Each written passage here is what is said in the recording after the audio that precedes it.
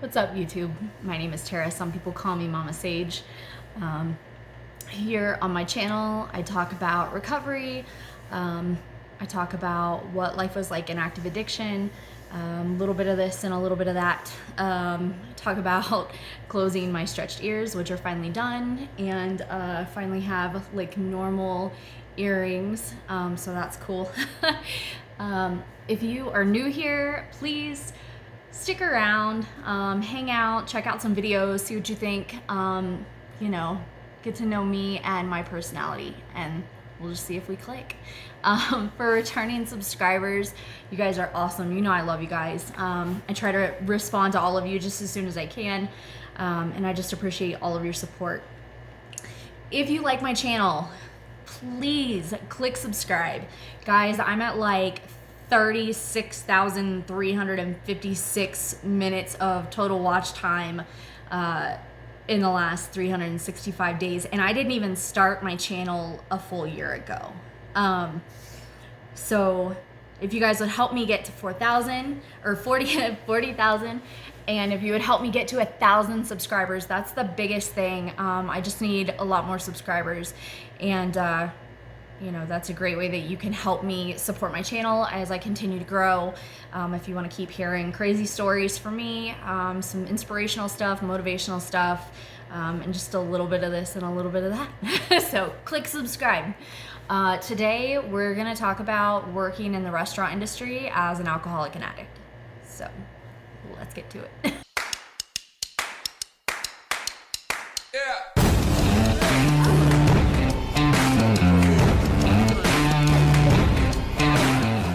So I talk a lot about like how the people that you hang out with and like the culture that you're immersed in, it normalizes your behavior, right? So maybe you grow up in a family where they don't, nobody does drugs, nobody's really, a drinker.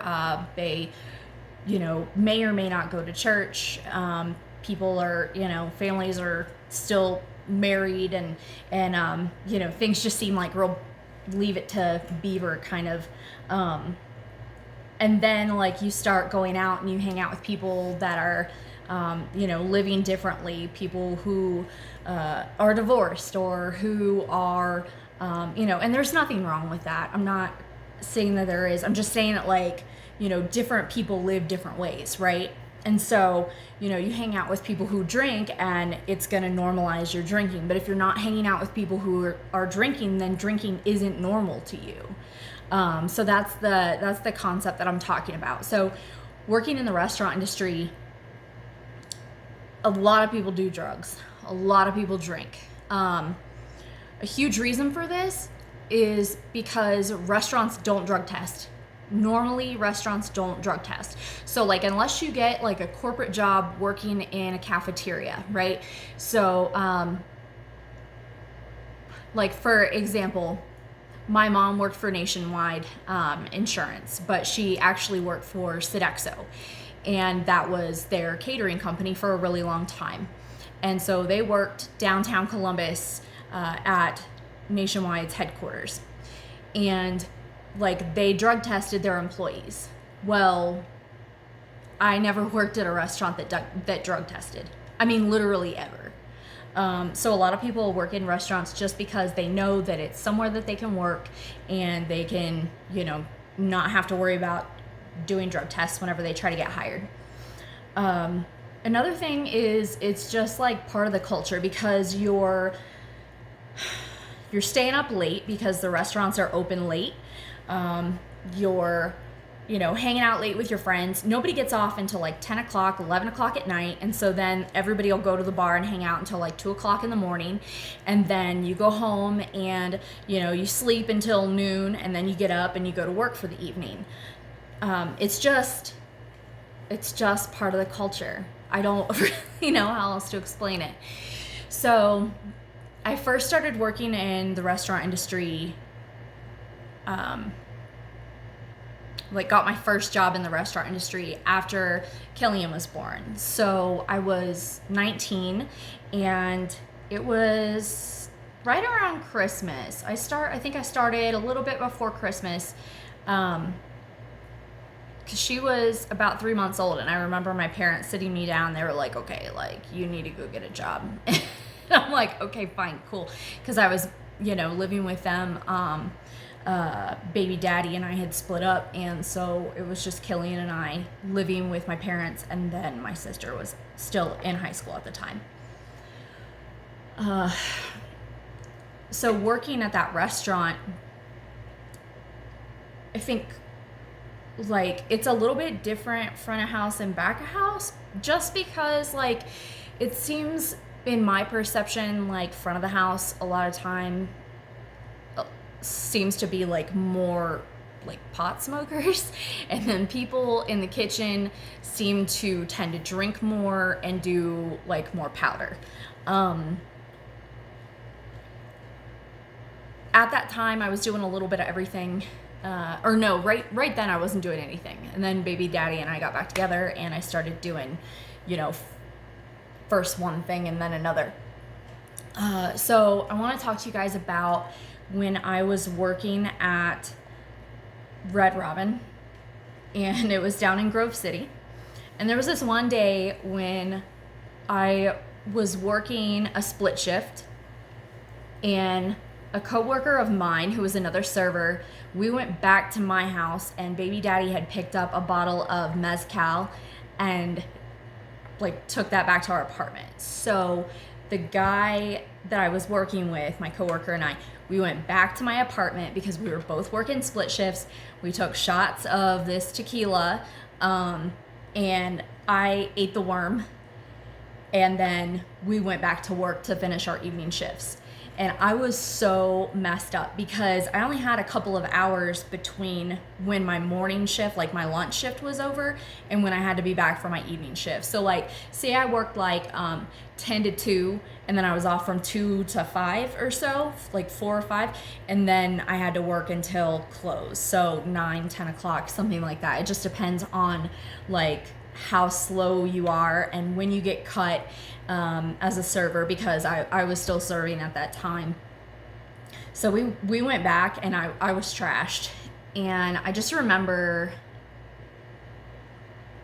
like having a hard time keeping up with what was going on, like like forgetting ranch and stuff like that, like just little things. But like that's the kind of stuff that I did whenever I was working in restaurants. There was another thing that happened whenever I was using bath salts, which I've, if you guys have seen my other videos, you know about that. If not, I survived bath salts. I'll link that down below in the description. But whenever I was doing bath salts, I got a job. I had already started cooking. Like, I don't know, probably about a couple of years before that maybe. And I got this job at Bonefish Grill up at Polaris, and I worked there for about 3 weeks. And while I was working there, the like kitchen manager went on vacation, and the sous chef was like in charge of everything.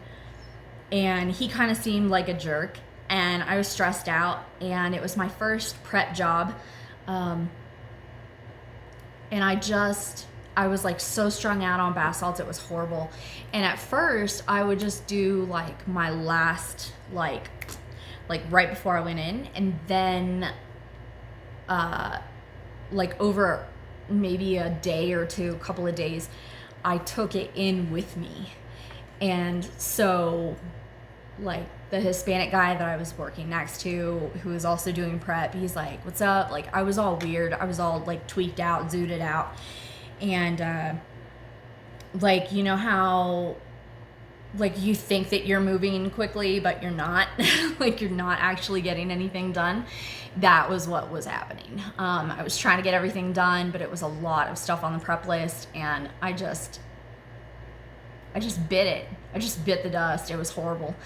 And so the head chef comes back and everything, and I'm still trying to, I just couldn't keep it together. So they start checking the cameras, and I knew like it wasn't just paranoia. Like I knew they were like up in the, drop ceiling, like checking videos to see if they could catch me like drinking over at the bar. Like, was I like drinking or, you know, what was going on.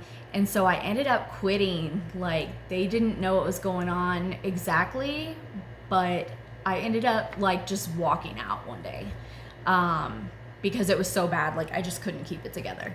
I was just so strung out. It was really, God. I don't think I've ever been more embarrassed at a job before.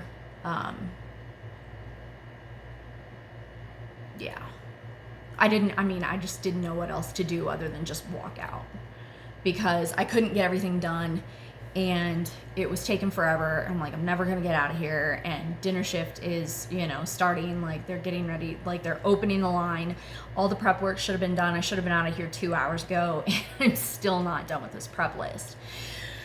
So, you know, and then whenever I was working for Nordstrom, I was working for them whenever I got sober, working at Cafe Bistro at Easton, and my head chef was awesome. Alan was the man. He was easy to get along with.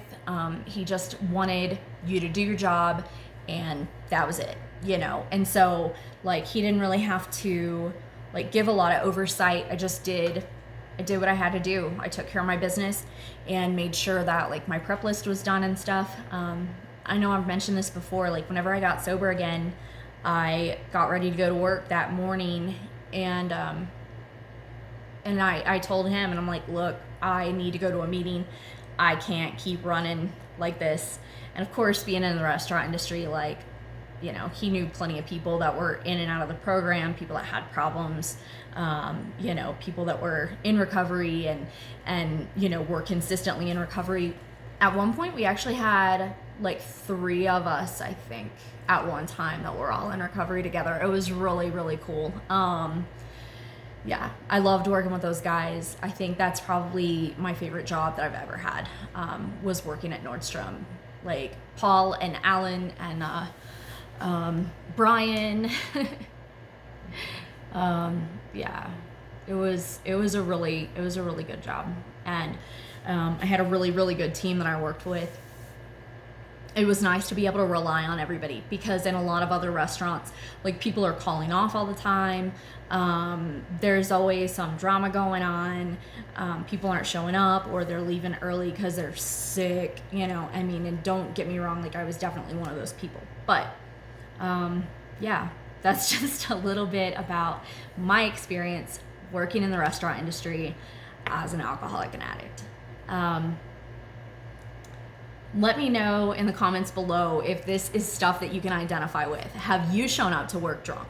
Have you shown up to work like high? Have you gone back after a split shift, or gone back to work in the evening after a split shift, to your split shift, and been messed up? Like, what was that like for you? I know I'm not the only one. Once again, if you guys like these videos, please click subscribe, and you know, click the notification bell also if you want to get notifications about my posts. Let's hit 1,000 subscribers. You guys are awesome, and see you next time.